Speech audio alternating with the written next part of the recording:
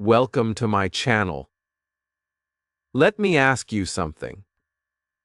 Have you ever sat down with full intention to study, work, or do something important, but your brain just didn't want to cooperate? You open your book or your laptop, but your mind feels heavy, distracted, or just plain lazy. You start thinking, why can't I focus? Why can't I just do it? If this sounds familiar, don't worry. You are not the only one. This happens to all of us. Our minds are powerful, but sometimes they feel like they are working against us. But what if I told you that you can actually train your mind to listen to you? What if I told you that your brain can learn to work for you, not against you? In this episode, I will guide you step by step, word by word, through simple ideas and methods that will help you. Wake up your mind, focus your thoughts, and get things done. Even if you feel lazy, tired, or distracted, there is a way to fix it. I'll show you how to train your mind. Just like you train your body at the gym, slowly, daily, and with love. So, stay with me till the end. Because today, we are going to change something deep inside you. Today, we begin the journey to a stronger, calmer, and more powerful mind. One that works with you, not against you. Rune Chapter E. Why the mind resists work. Let's begin with a very simple but important idea. Why doesn't the mind want to work? Why is it so easy to waste time, but so hard to sit down and study, or write, or learn English, or do anything that needs real focus? The answer is not because you are lazy. It's not because you are weak, and it's definitely not because something is wrong with you. No. The reason is actually very simple. It's how your brain is built. Yes, your brain is doing exactly what it was made to do. Save energy and choose comfort. Let me explain. Our brain is a very old. It was designed thousands of years ago when humans lived in caves. And every day was about survival. Back then, food was not always easy to find. Life was dangerous. So the brain had to do one main thing: protect you and save your energy. If you ran too much or worked too hard, you could get tired, weak, and maybe even die. So the brain learned to avoid pain and choose comfort. It learned to say, don't work too much. Rest, stay safe. And even today, when we live in a completely different world, our brain still thinks the same way. That is why, when you sit down to study English or work on an assignment, your brain says, no, that's hard. Let's check the phone instead. Because checking your phone is easy. Watching a video is easy. Lying down is easy. And your brain loves easy things. That's its habit. That's its default setting. Let me give you an example. Imagine you plan to study English for censor minutes today. You sit down, open your book, and start reading. But after 2 minutes, your brain starts talking. It says, I'm bored. Then it says, just check Instagram for 1 minute. So you check your phone. 1 minute becomes 10. 10 becomes 30. And now the time is gone. You didn't study. You feel bad. You blame yourself. You say, I'm lazy. But you are not lazy. Your brain is just doing what it always does. Choosing comfort over challenge. This happens in many areas of life. Maybe you want to go for a walk or do some exercise, but your brain says, let's just rest. Maybe you want to write something important, but your brain says, let's watch one more video. Maybe you have to clean your room, but your brain says, let's do it later. Every time you want to do something hard, your brain finds something easier, and because it feels better in the short term, you listen. Again and again. Now, this does not mean you are weak. It means your brain is untrained. Think of your brain like a little child. If you always give the child what it wants, candy, cartoons, and games, it will never learn to study or focus. But if you guide the child gently, with love and discipline, it can grow. It can learn. Your mind is the same. If you let it choose comfort all the time, it will stay weak. But if you train it with small actions every day, it will become strong. Very strong. So, why does the mind resist work? Because it's natural. Your brain does not want to feel discomfort. It does not want to think too hard. It wants to relax. And this is okay. This is not a problem. In fact, understanding this is the first step to fixing it. When you know that your brain is working against you by default, you can start working with it in a smarter way. You don't have to force your mind. You don't have to fight it with anger. You have to understand it. You have to train it. Slowly. Step by step. That's how real change happens. Let's take another example. Imagine a person who has never gone to the gym. The first time they go, they feel tired, weak, maybe even sore. Their body resists. It doesn't want to lift weights or run. But if they go again the next day, and then the next, the body becomes stronger. The muscles grow. The resistance becomes less. It's the same with your brain. At first, your mind will resist focus. It will resist learning, but if you keep training it, it will start to work with you. So the key is to stop blaming yourself. Don't say, "I'm not smart enough," or "I can't focus," or "I'm lazy." Say this instead, "My brain is untrained, but I can train it." Say it again, "My brain is untrained, but I can train it." This change in thinking is powerful. It gives you control again. You don't have to wait for motivation. You don't have to feel perfect every day. You just need to know what your brain is doing and gently push it in the right direction. In the next chapters, I will teach you exactly how to do that. We will learn how to give your brain small instructions, how to create the right space, how to speak to yourself kindly, and how to build daily habits that make your mind stronger each day. So remember, the reason your brain resists work is not because of laziness or weakness. It's because it's trying to protect you from discomfort. That was useful long ago, but now, in this modern life, we have new goals, and we need a new mind. And that new mind, you can build it. Yes, you can. Mutter Chapter R. What does training your mind really mean?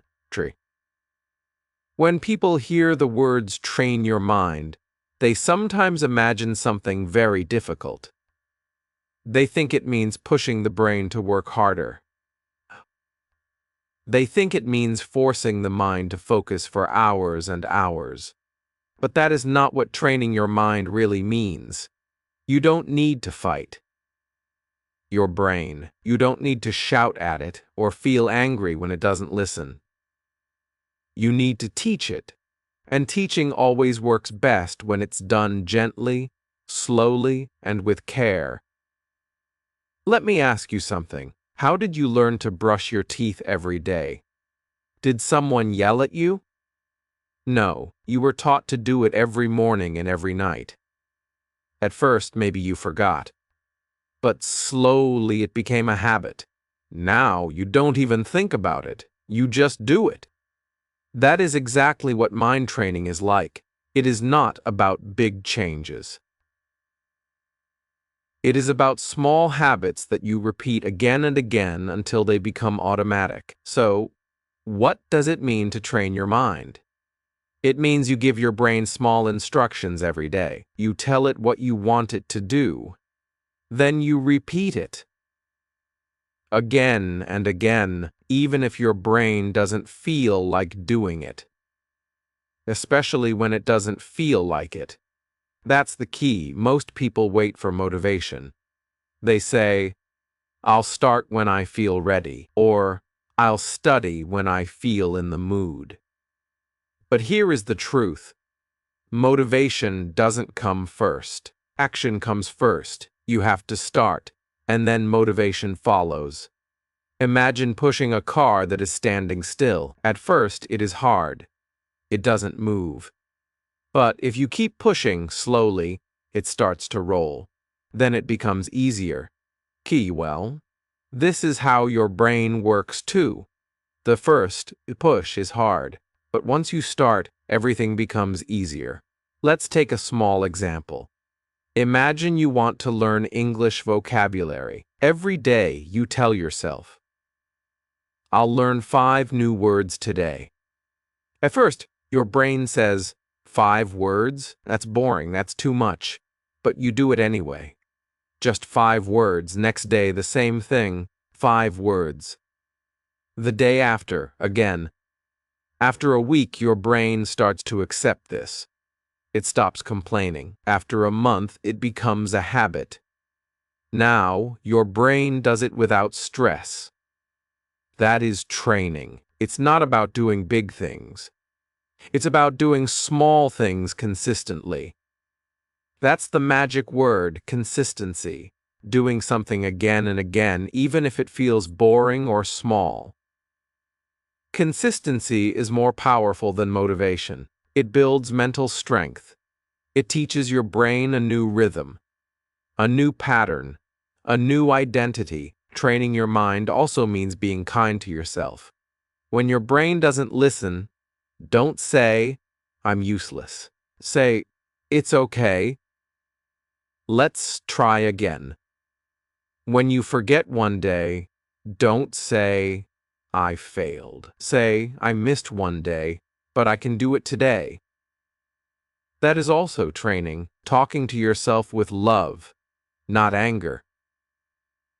This makes your brain feel safe, and when it feels safe, it listens better. Now let's talk about routine.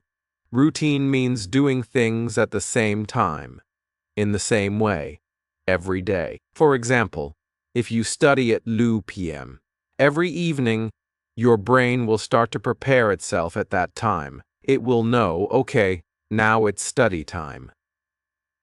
It becomes easier to focus.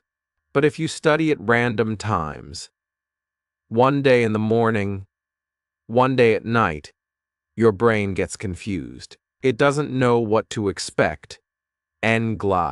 So it resists. Creating a simple routine trains your mind better than any motivation video. You can start very small. For example, literate. Wake up and drink water. Schritt. Witter, 1 English sentence in your notebook. Schritt. Reader a paragraph from a book. Doppler's practice speaking for 5 minutes. That's it. Repeat it every day. Same time.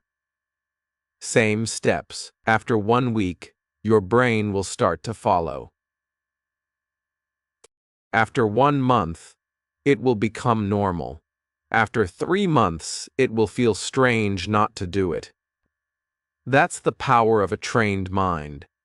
Let me give you one more example.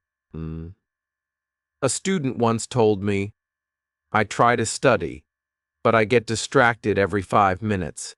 I asked, what do you do first thing in the morning? He said, check my phone. I said, that's the habit your brain is trained for. Fast, easy pleasure. So I told him to make a small change before checking his phone. Read 1 English sentence aloud. Just 1 sentence. After 2 weeks, It became a habit. His brain got used to it. Now, every morning, his mind expects English before anything else. You see, it's not about how smart you are, it's about how you train your habits. A trained mind doesn't complain. It doesn't need to feel motivated. It just follows the pattern you give it. So remember, this dardialt dotelislade. Don't wait to feel ready. Don't wait for a perfect time. Dapplest doers small. Dapplest be kind to yourself. Dapplesters repeat. Every day. That is what it means to train your mind. In the next chapter, we'll talk about something very important, your environment. Because even if your brain is ready, your space might not be. A noisy, messy, or busy environment can make it very hard for your mind to focus. But don't worry, I'll show you how to create a space that supports your training. Idon Chapter 10. Your environment matters more than you think. Let me ask you something. Have you ever sat down to study or do something important, but you just couldn't focus? You opened your book, you opened your laptop, but your mind was somewhere else. You felt distracted. You couldn't sit still. You read the same sentence again and again, but nothing went into your brain. And you started to think, what's wrong with me? Why can't I focus? But maybe the real problem wasn't your brain. Maybe it was your room. Yes. Sometimes it's not your mind that is stopping you. It's your environment, the space around you, the noise, the light, the phone buzzing on your table, the messy desk with so many things on it, the open window where you can hear people talking outside. All of these small things can send a message to your brain. This is not a place for work. And when your brain hears that message, it refuses to focus. Let me tell you something very important. Your environment speaks to your brain. It tells your brain what to expect. It tells your brain what to do. If your space is noisy, messy, or full of distractions, your brain will not enter focus mode. It will enter relax mode, or scroll mode, or daydream mode. That's why changing your environment, even a little, can completely change your ability to think and work. Let's look at some examples. Moan. Imagine a student trying to study English. She opens her book, but her phone is right next to her. Every few minutes, it lights up with a message. She checks it. Then she checks one more app, Then she forgets what she was doing. Her brain is being pulled again and again by that little screen. Her environment is full. It's not her fault she can't focus. Her brain is just reacting to the signals around her. Now imagine another student. He wants to write a report. But his desk is full of books, water bottles, pens, notebooks, and random things. It's not clean. It's not calm. It's chaos. When he sits down, his brain feels overwhelmed. Too much to look at. Too many things to manage. So the brain says, let's do this later. And he gets up. So what's the solution? You have to create a space that tells your brain, this is where we work. This is where we focus. Ray, you don't need a big office. You don't need expensive things. You just need to make a few smart and simple changes. Here are some tips that really help. Smidjout. Clear your space. Remove anything from your desk or table that you don't need. Keep only what is necessary. Your book, your pen, Your notebook. When your brain sees a clean space, it feels calm. Calmness helps focus. Don't underestimate the power of a clear desk. Less mess, more focus. R. Control the noise. If your room is noisy, your brain has to work harder. Close the windows if there is too much sound outside. Use soft earplugs or listen to light background music without words. Some people use white noise to block distractions. Find what helps your mind relax and focus. Sam, your phone. This is a big one. When you are working or studying, keep your phone away from your table. Put it in another room, or at least behind you. Turn off notifications. Don't let your brain see that screen while working. Because every time you check it, you break your focus. And it takes a long time to bring that focus back. C. Use lighting wisely. A dark room makes your brain sleepy.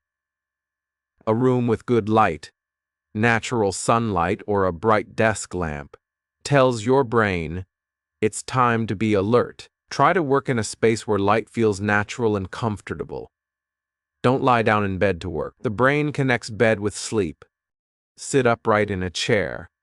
Let your body help your brain get into work mode. Woo. Create a routine with the space. If you study at the same table every day, at the same time, your brain will start to understand. This table means work. It's like training a muscle. The more often you do something in the same place, the stronger the mental connection becomes. That place becomes your focus zone. Let me share a small story. I had a student who couldn't study at home. He always felt sleepy or distracted. I asked him to create a study corner in his room, just a chair and a small table, nothing else. He placed one notebook and one pen there.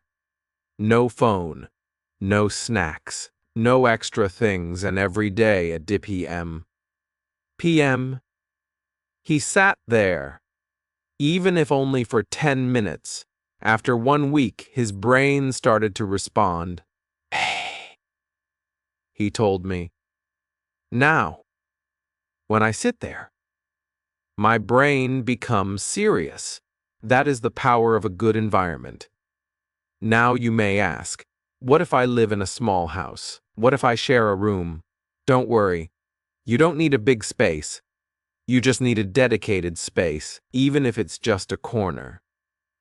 Even if it's just a small chair and a box. If you use that space only for studying or working, your brain will get the message. So remember, your environment is not just background. It's not just where you are. It is part of your mind. It's to your brain.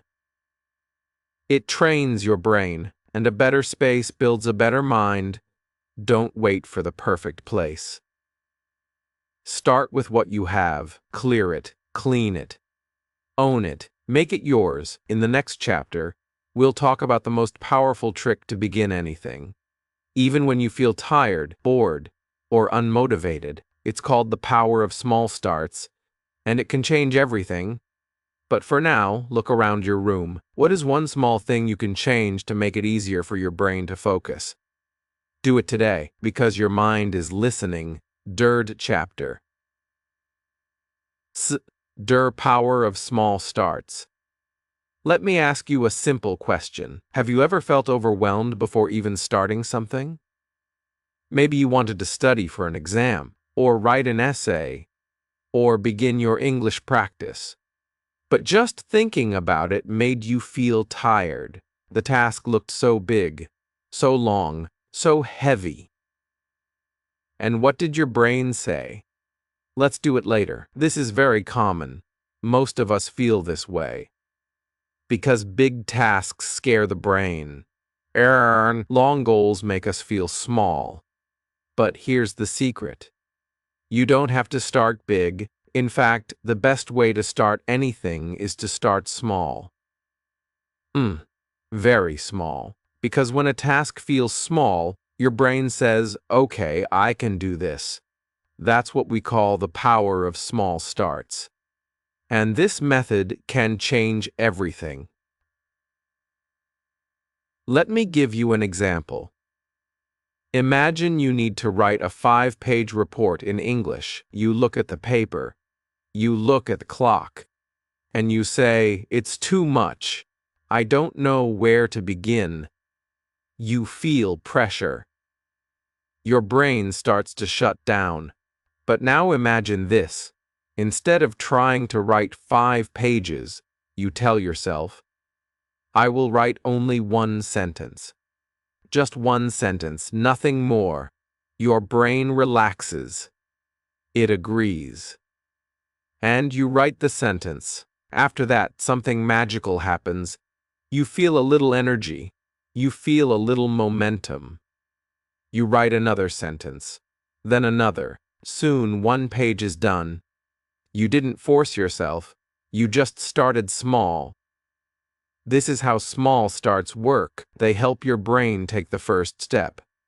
And once you take that first step, the next one becomes easier, like walking up a staircase. You don't jump to the top. You take 1 step, then another, then another. Here's a helpful rule I often share with my students. It's called the R-minute rule. It's very simple. If something feels too big, too boring, or too difficult, break it down into something that takes 2 minutes or less. Just 2 minutes. That's all. Let's look at how this works. Zindrio.wanwint. To read an English book, start by reading 1 paragraph. That takes less than 2 minutes. Did want to learn new vocabulary? Start by writing 3 new words in your notebook. Again, just 2 minutes. State want to start speaking practice? Say 1 sentence aloud. That's it. We want to write a journal? Just write 1 sentence about your day. You see, these are very small actions. But they send a powerful message to your brain. We have started, and once you start, your mind stops resisting. Starting is the hardest part, but after you begin, your brain often wants to continue. Let me share a story. One of my students, her name was Amina, told me she wanted to improve her writing in English, but she felt stuck. She said, I open my notebook, and nothing comes out. I just feel blocked. I told her, just write 1 sentence every day. Nothing more. At first, she laughed. 1 sentence? That's too little. But I asked her to try it. 1 sentence every day. No pressure. After 1 week, she started writing 2 sentences, then 3. After 1 month, she wrote full paragraphs. After 3 months, she filled a whole notebook. All from 1 small start. That is the secret. Big changes don't begin with big actions. They begin with small, simple steps that your brain can accept. When your brain feels safe, it works better. When it feels overwhelmed, it stops. This method also helps when you're feeling tired. On some days you won't feel strong. You won't feel excited. But small starts still work. Even on your bad days, you can do 2 minutes. And that 2 minutes is better than 0. That 2 minutes keeps the habit alive. Let's take another example. You want to practice speaking English every day, but some days you don't feel like it. Instead of skipping the practice completely, just say 1 sentence out loud.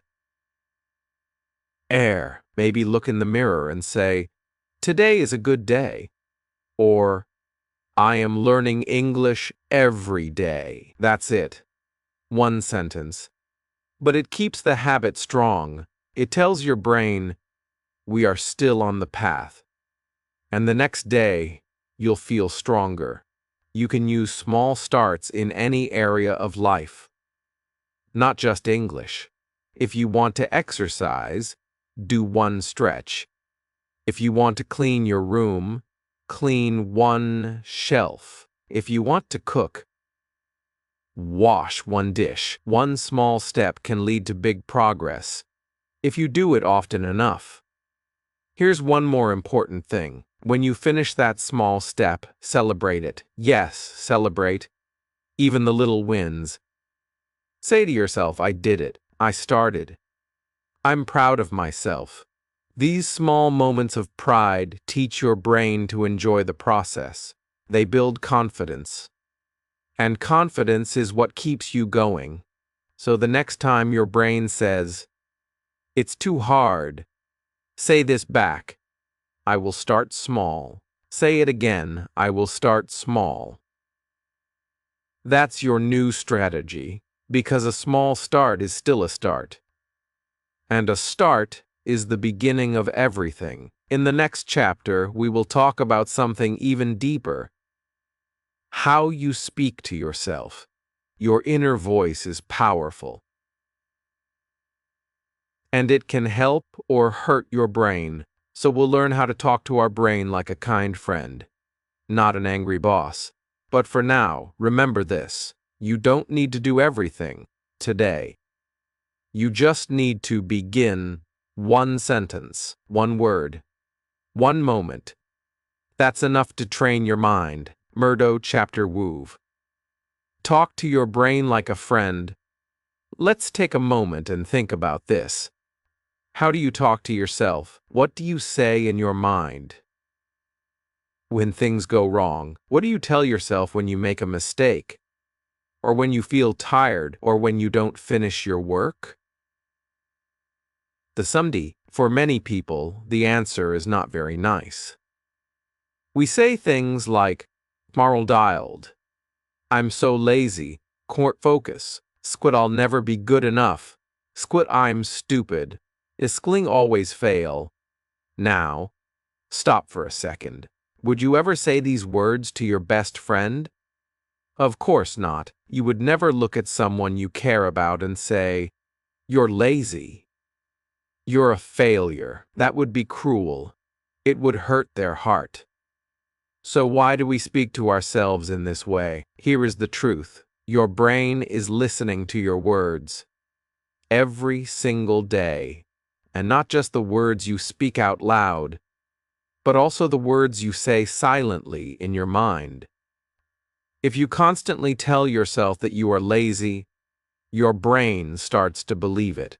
If you keep saying, I can't do it, your brain will stop trying. This is how powerful your inner voice is. It becomes your reality. Your reality. But the good news is, you can change this. You can start talking to your brain like a friend. A kind, supportive, and gentle friend. And when you do this, your brain responds in a beautiful way. It starts to trust you. It starts to believe in you. It starts to work for you, not against you. Let me give you a simple example. Imagine you're learning English, and you forget a word. You make a mistake while speaking. Your first thought is, I'm so bad at this. So, that one small thought becomes a big feeling. You feel embarrassed. You want to give up. Your motivation goes down. Now let's imagine the same situation, but with a different thought. It's okay. Mistakes are part of learning. I'm getting better every day. Suddenly, your heart feels lighter. You feel more confident. Ek? You smile, and your brain feels safe to keep learning. This is what we call positive self-talk. It's not about lying to yourself. It's not about pretending everything. is perfect. It's about choosing words that support you instead of words that hurt you. It's about becoming your own cheerleader. Let me share a story. One of my students, Hassan, used to say I'm not smart. I always forget things. He believed this so deeply that he never tried anything new. His brain stopped learning. I told him to do one thing every morning. Say this sentence out loud. I am learning every day. My mind is strong and growing. He felt strange at first, but he did it. Every single day. After 2 weeks, something changed. He told me, I feel different. I feel like my brain listens to me now, and it did. His memory improved, his confidence grew, all because he changed the way he spoke to himself. So how can you do this too? How can you talk to your brain like a friend? Here are some simple ways. Spardient E. Notice your thoughts. Start listening to the voice in your head. Is it kind or harsh? When you catch yourself saying something negative like, I'm lazy, pause. Replace it with a kind truth. I'm trying. I'm growing. Are. Use gentle words. Don't say I can't do it. Say I'm still learning. Don't say I'm so behind. Say I'm making progress at my own pace. These little changes make a big difference. Son. Use daily affirmations. Affirmations are short, powerful sentences. You say to yourself every day. You can say them in the morning or before bed. Try these. Trashlet. I'd. Am focused and calm. Dalka my brain learns more each day. Dine believe in myself. Dasko my mistakes help me grow. Repeat them. Again and again, your brain will start to believe them. See? Celebrate small wins. Did you study for WOV minutes today?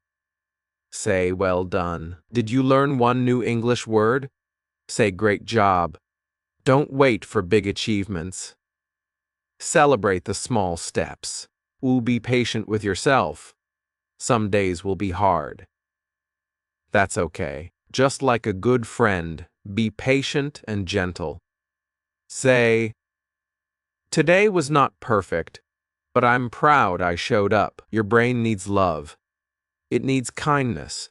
It works better when it feels safe, and you are the one who creates that safety. You do it with your voice, your words, your thoughts. I want you to do something right now. Take a deep breath. Put your hand on your heart and say this, I am doing my best. I am learning every day. My mind is strong. My future is bright. Say it again. This is not just a sentence. This is a seed. A seed you are planting in your brain. Water it every day with kind words. And it will grow into a powerful, focused, and positive mind. Remember, your brain is not your enemy. It's your partner. But just like any partner, it needs good communication. It needs encouragement. And when you give it those things, it will support you in every part of your life. Learning, working, growing, and becoming the best version of yourself. In the next chapter, we'll learn how to build daily systems and routines that help your mind stay trained. Not just once, but every single day. Because now that you are speaking kindly to your brain, it's time to give it a path to walk on. Turtle chapter heho. Train with repetition, not motivation. Let me begin with something many people get wrong. They believe that to do something well, whether it's studying, working, or learning English, they need motivation. They wait for the perfect feeling. They wait for energy. They wait for inspiration, and they tell themselves, when I feel ready, I will start. But let me ask you something. How often do you feel truly motivated? Once a week? Once a month? Maybe never? That's the problem. Motivation is like the weather. It changes all the time. Some days it's bright and sunny. You feel full of energy, but other days it's cloudy, and you just don't feel like doing anything. If you only work on the sunny days, you will never move forward. You will stay in the same place, waiting, hoping, and feeling bad when you don't feel like it. Here's the truth I want you to understand clearly. You don't need motivation to succeed. You need repetition. Yes, repetition is stronger than motivation. Repetition is what actually builds the habit. Repetition is what trains the brain. Repetition is what creates results. Think of this example: brushing your teeth. You don't need motivation every morning. You don't ask yourself, am I feeling inspired to brush my teeth today? No. You just do it. Why? Because it's a habit. You've repeated it so many times that now your brain knows. It's automatic. That's how your mind works. It learns through doing things again and again. When you repeat something daily, at the same time, in the same way, your brain begins to build a neural pathway. This means your brain creates a new road, a new connection, a new signal that becomes faster and stronger every time you use it, and soon that task becomes easier. You don't think about it, you just do it. That's the power of repetition. Let's take English learning as an example. If you want to become good at listening in English, don't wait for motivation to listen. A small daily routine. For example, every morning after you wake up, you listen to 5 minutes of English audio. Maybe a podcast, maybe this channel, maybe a short story. You do it every day, not just when you feel like it. And after 1 week, it becomes easier. After 1 month, it becomes a habit. Your ears get used to the sound of English. Your brain starts to recognize the words. You begin to improve. That's repetition at work. The same rule applies to speaking. Don't wait for motivation to speak. Create a small daily speaking habit. For example, every evening before dinner, you speak for 2 minutes. You can talk about your day. You can describe what you see. You can repeat what you heard. Every evening, same time. 2 minutes. That's it. If you do this every day, your speaking skill will grow. Your confidence will grow. Why? Because your brain is learning through repeated action, not emotion.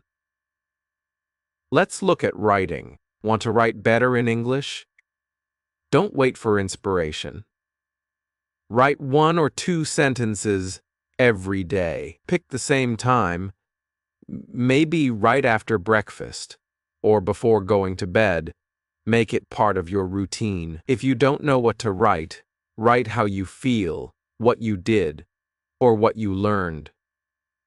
Write anything. It's not about being perfect. It's about being consistent. And of course, reading. You don't need to read a full book in 1 day. Just read 1 paragraph every day, at the same time. It can be in the morning or at night. What matters is not the size. What matters is the habit. Your brain will start to understand, this time is for reading. This is what we do now. And when your brain gets used to that rhythm, it becomes easier. Here's what you need to remember. Motivation is a feeling. Repetition is a system. Systems stay. When you train your brain with repetition, it starts to expect the activity. It prepares itself. For prepare Lauf. It knows what's coming. This is how top athletes train.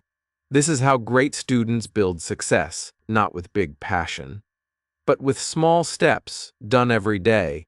You might think, but won't I get bored? That's okay.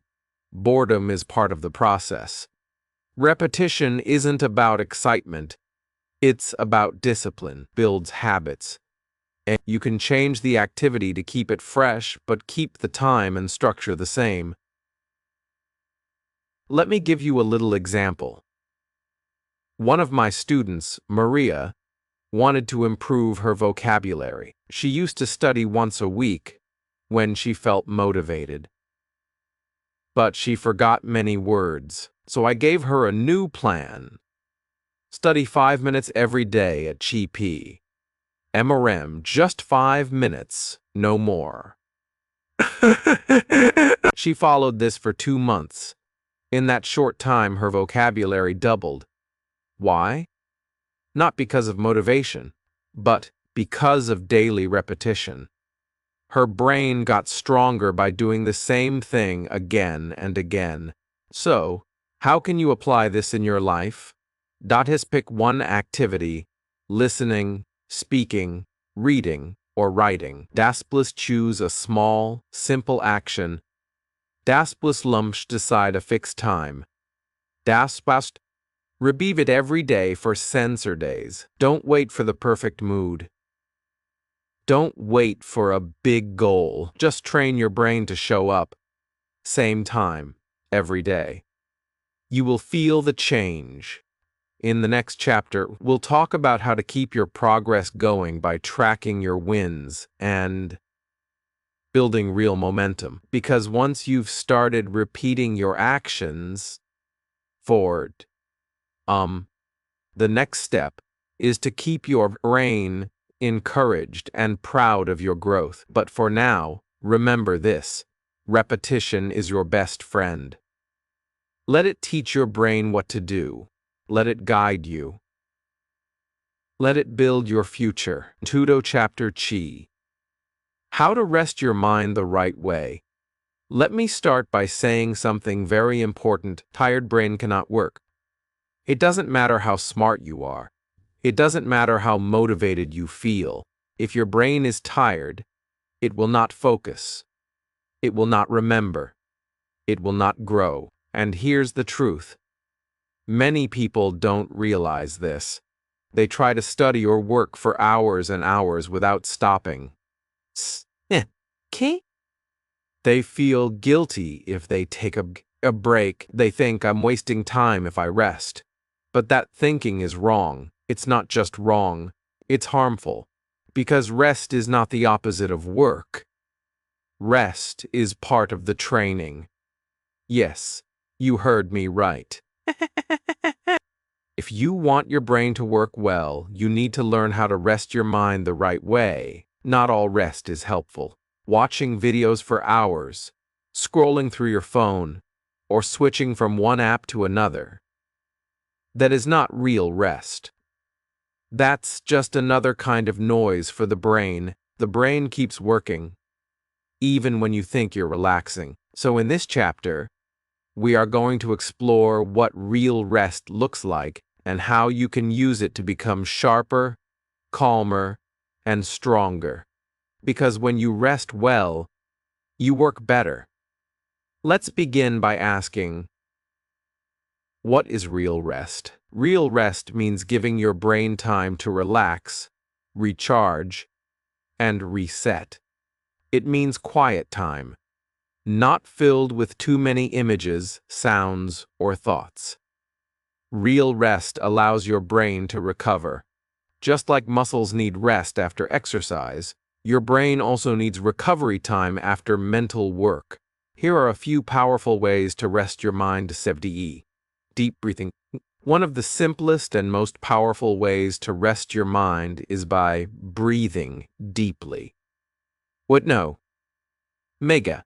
It sounds too simple to work, but it truly helps. When you take slow, deep breaths, your brain gets more oxygen. Your heart slows down. Your nervous system becomes calm. Just sit in a quiet place. Close your eyes and breathe in through your nose. slowly, and breathe it out through your mouth. Do this for 2 minutes. You'll feel a change. This kind of rest tells your brain, we're safe, we're okay. We can relax now. Light walking. Another great way to rest your mind is to go for a short, quiet walk. Naughty market. Not while checking your phone. Just walk slowly in your room, your garden, or a peaceful street. Let your thoughts settle. Don't try to solve problems. Don't think about your tasks. Just walk and observe. Look at the sky. Feel your feet touching the ground. Let your brain breathe. This kind of walking is like a gentle massage for your mind. Sen. Short naps. Many people feel sleepy while studying, and they fight that sleep. But sometimes your brain is not lazy. It's just tired. Taking a short nap of 30 minutes can help your brain reset. Don't sleep for hours, just enough to feel refreshed. Many top performers, athletes, and even scientists take power naps during the day. A small nap gives your brain a second chance to start strong. Breaks. This is a very useful technique when you study or work for a long time. Your focus goes down. Your brain gets tired. But if you take focused breaks, you can recover your energy. A focused break means you stop your work and do something peaceful and simple. You can stretch your arms, drink some water, look outside the window, listen to soft music.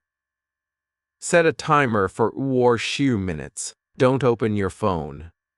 Don't jump to another task. Just rest your brain. Try this method called the Pomodoro technique. Strategical scent work for 2 minutes, straight then take a 2 minute break, straight repeat this sheer times. After that, take a longer, 2 minute break. This rhythm helps your brain stay sharp for longer periods of time. Now let's talk about the kind of rest that doesn't really help. Scrolling through social media for 10 minutes is not rest.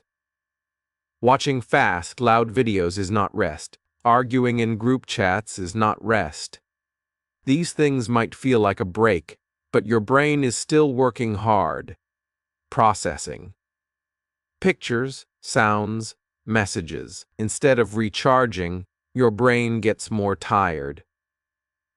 So be careful what kind of rest you choose. If you want your brain to feel fresh, give it calm, quiet, and peaceful space.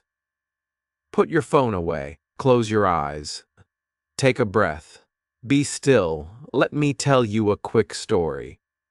I had a student named Bilal. He used to study English for hours, but always felt tired and confused. I asked him, "Do you take breaks?" He said, "Yes. I scroll on my phone every hour." I smiled and said, "That's not rest. That's more noise." I gave him a simple plan: every hour, take a real break. Close the book. Close the eyes. Breathe for 2 minutes. Or take a walk. After 1 week, he told me, "My focus is better. My head feels clear." Why? Because he finally gave his brain what it needed. Real rest. No. Rest. So now, let me ask you, are you resting your mind the right way? Are you giving it space to breathe? Are you being kind to your brain? If you want your mind to work hard, you must let it rest. Well, that's the secret of strong, focused learning. Rest is not a waste of time. Rest is your fuel, your battery, your power source. In the next chapter, we'll learn how to build a long-term mind training plan. Something simple, daily, and powerful that you can follow for weeks and months. But it all starts with this idea. Work with focus, and rest with care. Train, rest, repeat. That's how the brain grows. That's how you build a better mind. You're doing great. Let's move forward together. Chapter Ba. Build a working mind, one day at a time. So, here we are, the final chapter. If you've stayed with me through all the chapters, thank you. Thank you. I want you to pause for a moment. Take a deep breath and feel proud. Really, because what you've done is not just listen to words or watch a video. You've taken a powerful step, a step toward building a stronger, more focused, and more peaceful mind. And now in this final chapter, we will put all the pieces together and build something beautiful, something real. Let's begin with a simple truth. You don't need to change your whole life in one day. And you don't need to become perfect. You don't need to have all the answers. What you need is to show up, gently, honestly. And every day, that's how you build a working mind. One day at a time. In the first chapter, we talked about why the brain resists work. It's not because you are lazy. It's not because something is wrong with you.